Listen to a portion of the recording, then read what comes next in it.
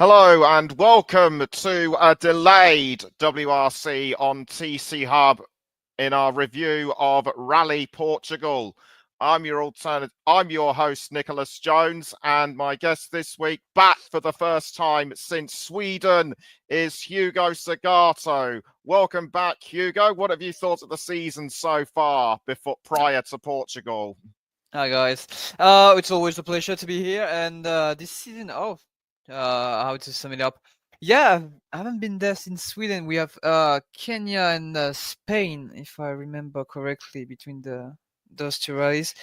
I've managed to watch Kenya, and it was quite exciting with the tricky conditions. Type of rally I'm missing, the long ones, the type of endurance rally that I like a lot. Spain was, as always, a good rally to see. Ogier coming back. I think it will be as well in Greece. So I think at the start of the season, I said, yeah, I'm not sure about Ogier. Will he be there all the time or not? He seems to like this season as well. So yeah, enjoyable season. And speaking of Ogier, of course, on the topic of Portugal, it's not a spoil to say that he was our winner. So yeah, great rally and excited for the rest of the season. Great stuff. Now we go. Great stuff. Now we go straight into Portugal, and as you briefly touched on there, Hugo, Sebastian Ogier in the Toyota, 7 wins in Portugal in 15 years. Remember, 2010 was when he got his first victory at the wheel of a Citroen C4.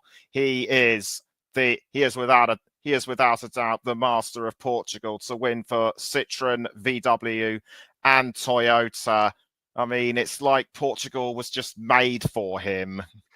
More of a fan of the other Sebastian, if you want my own preference. But yeah, needless to say, it was a great performance. 6 wins, 16th wins in his career, I think. We are right now because last one was 58, 59 in Monte Carlo, so we got to be at 60 wins. So yeah, needless to say, he delivers all the time, and when he's not there, there's some competitions, and it seems like every time he's engaged in the rally, he has to be considered as one of the favorites to win the rally. Can we see him as a contender for the whole season? Maybe, but yeah, great performance. It was a bit helped by the or the misfortunes. I think it was it was like a week away. If I remember correctly, it was Oitanak that had some issues throughout the rally. I wish he was a bit helped by that, but yeah, needless to say, great performances as always. And yeah, it won't be there in Italy. I think it will be there in Greece. So we'll see. In the standings, I'm looking at it and it's quite close. Well, Evans got some lead, but Ogier is coming back into it. Yes, that's right. Just 2 points behind Kalle Rovanperä. And speaking of Alvin Evans, it didn't look like he was going. I think points were more on his mind, and he has been very consistent with his point scoring so far this season. But I'm pretty sure that he has got to win either one or two of the next 3 rallies. Although rough surfaces, although I don't think he's won any rough surf. Apart from Kenya, obviously, he hasn't won any, sort of the rough surface events. But I think he may be. I think he may be more looking at points throughout Italy and Greece. Well, we're midway through the season, 5 rally down, 5 more to go. You said the rough surfaces. Sweden is not the easiest. Monaco is not easy as well with the new tires in the start of the season, with the ice, with the snow in Sweden. And yeah, of course, it won there. Spain, it's not tricky. Portugal was, I guess. Italy will be easy. Greece, as always. Estonia. So we're getting into a bit of a different mindset coming into the next events. So you said conservative. Yes, that's what you need to do. We're halfway through. You've got 30 points ahead of Rovanperä, 34 of Tanak, 32 of Ogier. But again, we don't know if he would be all the time there. So WRC. If you want to win the championship, you need to finish the events, and if you want to finish the events, you need to sometimes be a bit on the conservative side, not try it all, and that's of course we remember this. It wasn't a crash, but Evans got into a bit of trouble. I think he was on the seventh stage. Got out of the road and hit a tree. The car was badly damaged, and he managed to get some points. 8 points for the rally overall. 1 point on the Sunday. 9 points. It's way less than Robin Pera. It's way less than Tanak, but at least it's something. Yes, it certainly is. And Kalarov and Para, these events are this type of gravel use of Portugal and Sardinia is like among his favoured surfaces. So his strong finish in Portugal could well stand him in good stead for Sardinia and Greece. But you have mentioned him a few times, Oyt Tanak. I personally thought he was going to actually win it for Hyundai because I feel they've started to make a bit of a comeback since their disappointing start to the season, and the potential was there, but I think his retirement was just bad luck, really, more than anything else. Yeah, sometimes it's like that. You have to have a bit of luck on your side. It's still a great season for him. You need to look forward. As I said, we're halfway through. There's all the rest of the season now to cover. He needs to reset. He needs to see the championship. Okay, there's 30 points behind, sure, but you need to carry on. You don't. If you stay always with your mistakes, you can't go forward. It needs to reset. We're going into new territories. There will be new opportunities, and yeah, I'm not scared for him. No, yes, yes, indeed. But one person who really needs to start winning and winning big is Thierry Neuville. Thierry Neuville, the reigning champion. He's down in 5th in the championship. He really absolutely needs to start winning. Yeah, Neuville. Yeah. I mean, I was happy for him last year. He won the championship. Great. It's the type of driver, he's good. He's got the talent. He's got the speed. He has the good mindset. But on one hand, the car it's not working that well. The Hyundai is a bit behind the Toyota as often. And even with a slower car, sometimes we see him being able to extract the performance. This season, he cannot do it. We the first rally in Monte Carlo, he had the excuse of the tires. It's maybe the new car, no more hybrid. You need some time to adapt. Okay, in Sweden was a great result, lots of points. Sure, Kenya, same. He managed to get some points. Then Spain was a big disappointment. And Portugal, yeah, okay, he finished with some points, 17, but that's not enough. And yeah, the gap is growing. That's 50 points, 40 points behind. Yeah, okay. Now it's the time, as well as Oitanak, all of the Hyundais needs to get back to it. All of the Hyundais, Formo is it's not in the championship contending anymore. It's way behind. Needs to get some points and help the team develop the car. Tanak and Neuville, both of them, they need to get back to speed. And as well as Robin Pera, forget the bad events. It's not a whole new season because you still have all the mistakes you did before. But at this point, Hyundai need to focus on developing the car for next season, trying to at least win one event this season because right now it's not looking like it. Yes, and what about the rest of and what about some of the other drivers that performed in Portugal? We haven't touched on Takamoto Katsuta. Like Evans, he has been Takamoto Katsuta. He's been. On his day, he's been sort of. There or thereabouts. But in Portugal, he was. But in Portugal, he was. But in Portugal, he was. But in Portugal, I have to say he was off the pace. Yeah, well, Katsuta, he's not part of the championship anymore. He's way behind, as is Formo.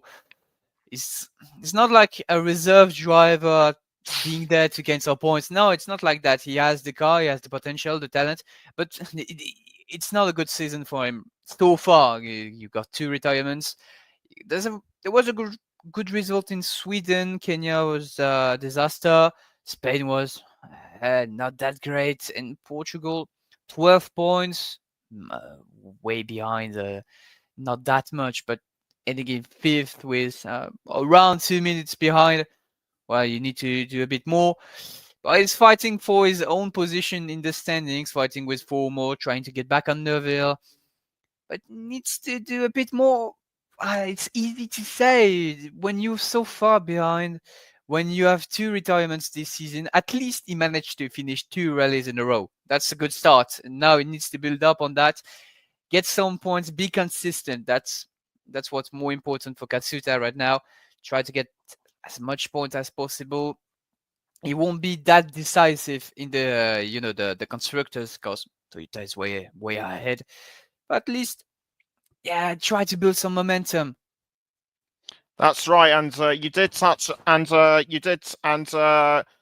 we briefly mentioned that Katsuta and Formo fighting not just for their position in the championship, but also the fight to stay in the team for next season. The rest of the season's probably going to results in the rest of the season's probably going to count to what their position will be in the WRC next year.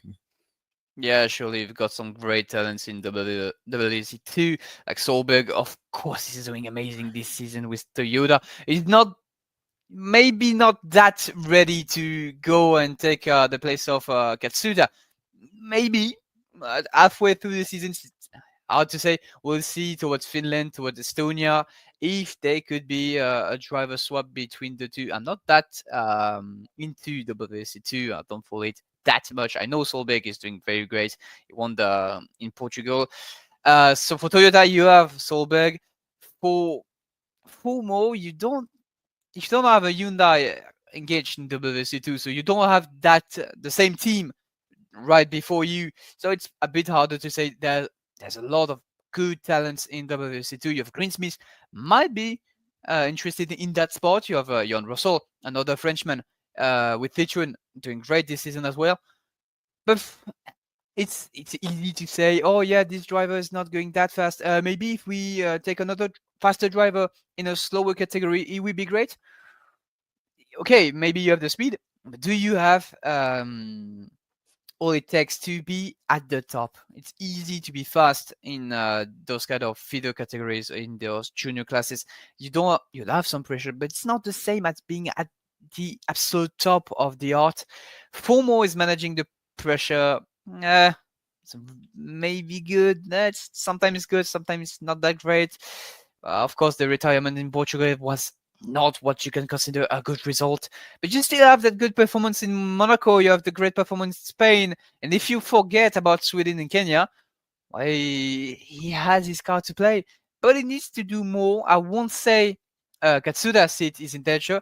For Fumo, we'll have to see. Yes, we shall. Yes, we shall indeed. And one team the team that we're yet to touch on is M Sport 4s. I mean, even though they were behind everybody as usual, both cars did actually finish, and Josh McAlean did finish ahead of team leader Gregoire Munster.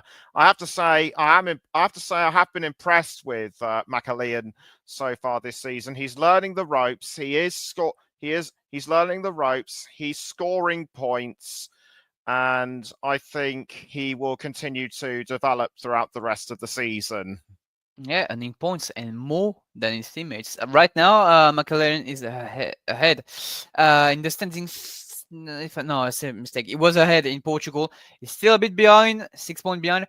But again, you said Ford is not really the team you would expect to see up ahead. They managed to finish the rally within the points. That's the good information. 2 points for Munster, 4 for McLaren. That's better than in Spain, of course, where they scored none. It's not their best result because you have the 10 points from Kenya with Munster. McLaren, impressive.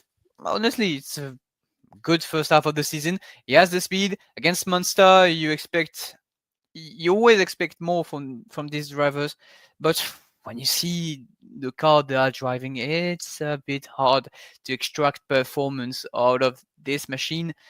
So yeah, Ford. That's always the question. Every year we think about Ford. Should they stay in? Is out there at the right place? But if you remove them, there's only two teams at the top.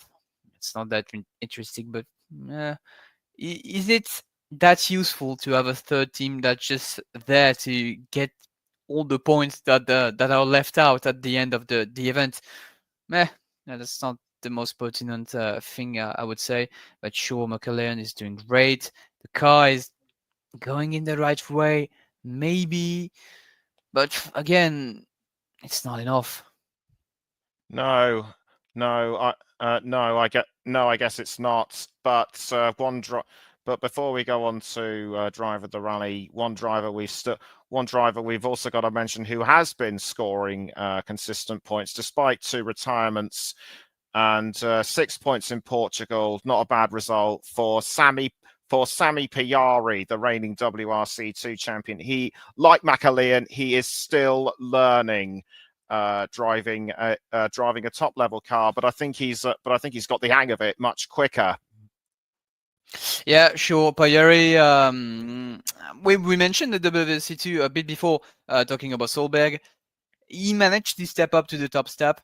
He's not in the main Toyota team. It's the No, of course not.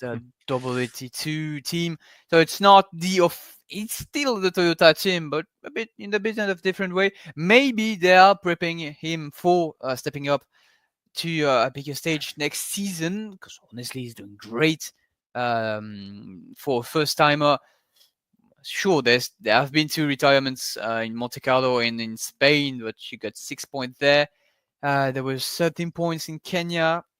Of course, at the standing, we are not looking at him like a contender. He's level on points with nearly level on points with Munster and McLaren, a bit ahead.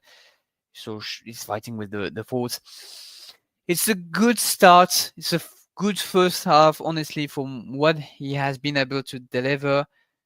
Stepping up again, it's yeah, sure, it's the same type of car. You're doing the same stages. You're in the same setup, but that extra performance you have compared to the WRC2 cars is still something you need to manage. You need to get the hang of it, and I think 5 events in, going into Italy, is starting to really get the grip on this car, and I'm excited to see him fighting. And I think that's what I'm seeing. He might be able to get some points and get some places at the standings. I would see him fighting with Formo and maybe Katsuta if the pace stays relatively the same throughout the rest of the season. I might see him battling for the 6th place of the standing.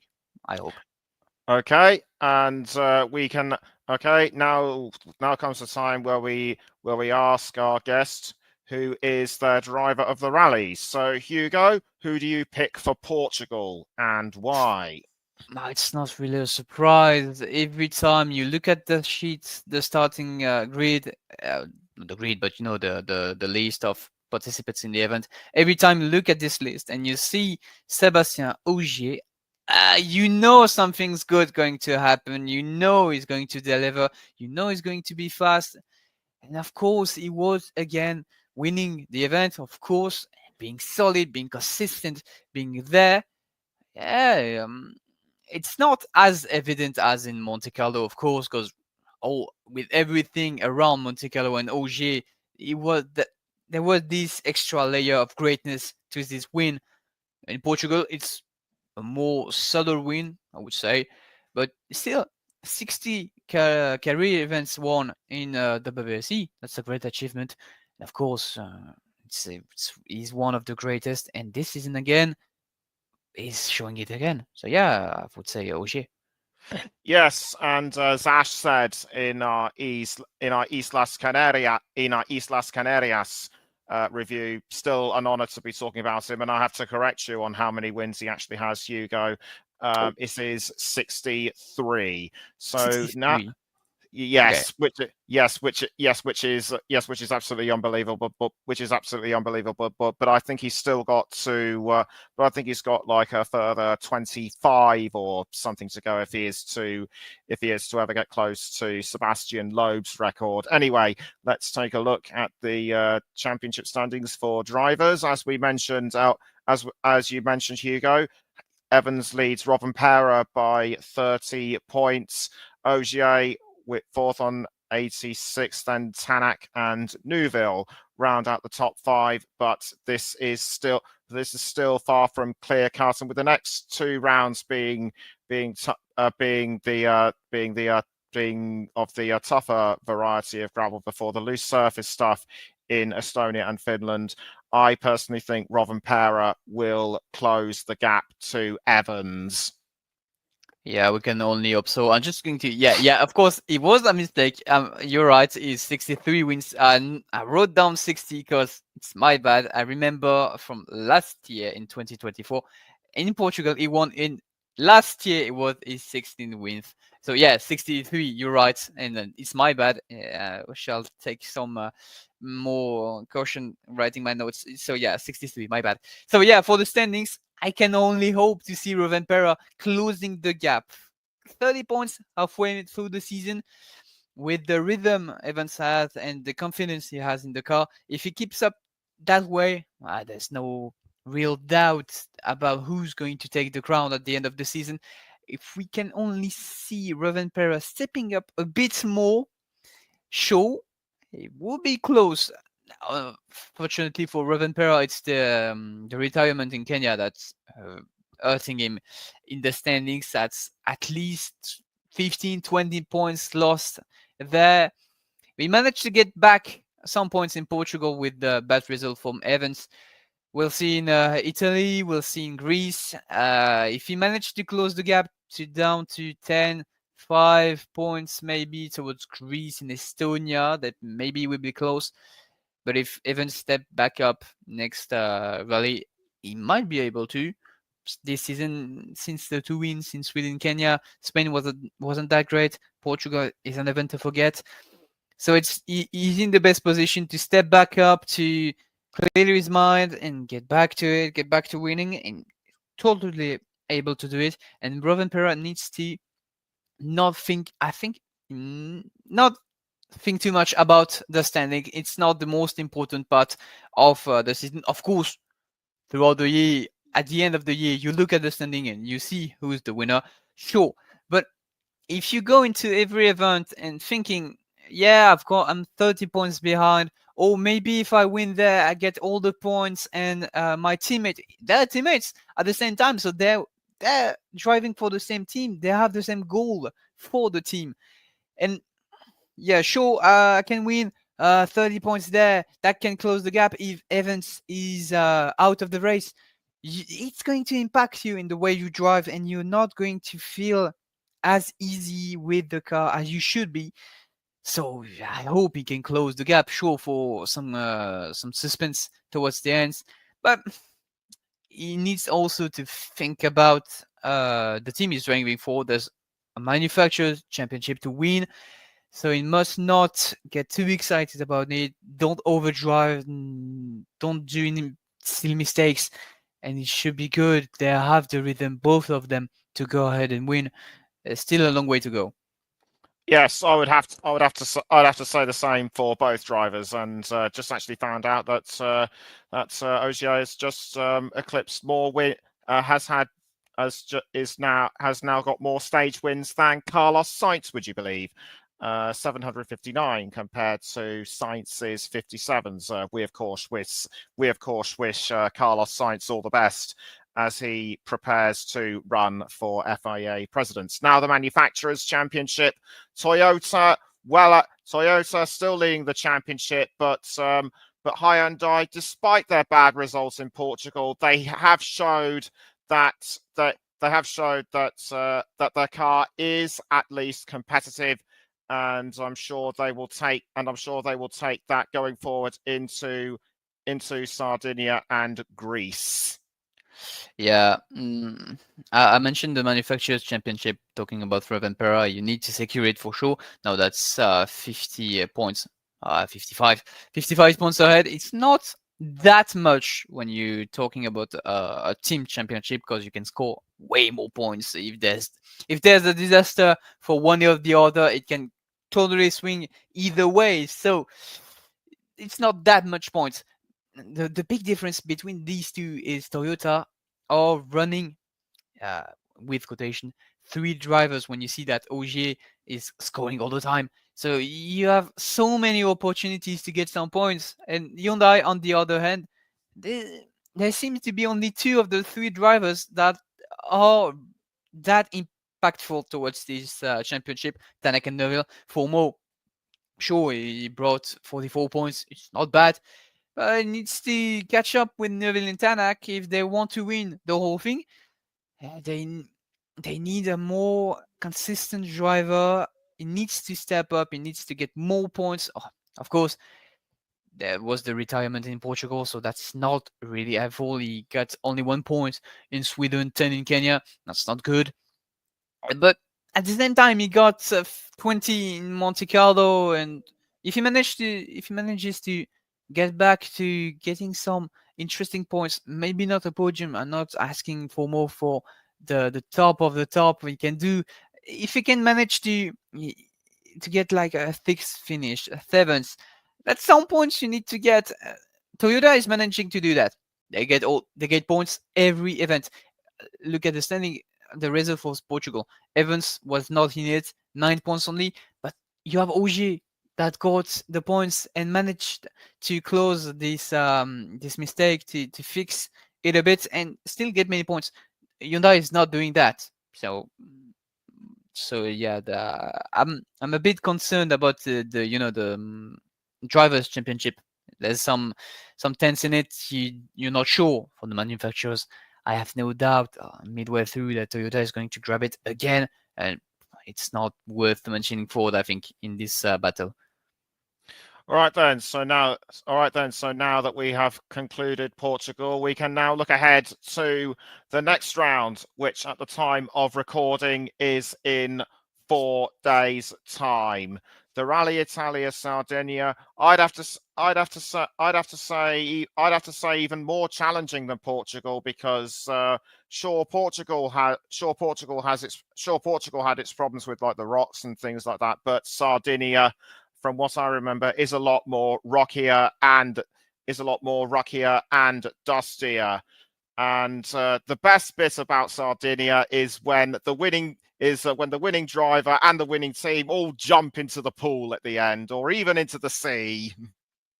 Yeah, it's always a nice environment. I love Italy in general. I love Sardinia. It's a very, very nice looking place. It's a very interesting rally. You mentioned it. A lot of gravel. It will be a bit trickier than Portugal. You're right on that. It will be a different event. Every event is different from one another. I'm excited for it. I'm more of an asphalt lover of WRC, but you need to have these gravel events and you need to manage them. And yeah, the jump in the pool. Who's going to jump in the pool at the end of Sardinia? That's a big question, and I'm looking forward to it. Yes. Yes, so am I. Once again, everybody, apologies for the everybody, apologies for the delay in getting the review of Portugal out. This was due to external circumstances I had to deal with. Anyway, my thanks to Hugo for Hugo for rejoining us, and we hope to have him and Ash back for back for Sardinia. So until then, from all of us here, it's goodbye.